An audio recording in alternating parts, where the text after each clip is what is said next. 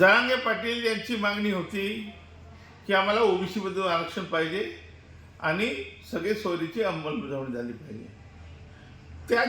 ज्यांच्यासाठी तुम्ही अधिवेशन घेतलं त्यांची मागणीची तुम्ही चर्चा न करता, त्यांच्याशी चर्चा न करता किंवा त्यांची मागणी मंजूर न करता वेगळंच काहीतरी दुसरं आरक्षण आपण जर द्यायचं ठरवलं तर त्यांना मान्य असणारच नाही आहे.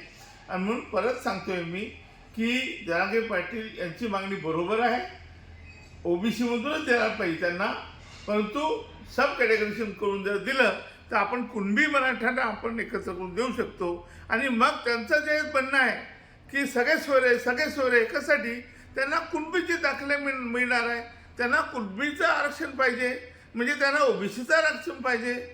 ह्या दोन्ही गोष्टी साध्य करता आले नाही. सरकार टोटली फेल गेलेलं आहे. एबीपी माझा, उघडा डोळे बघा नीट.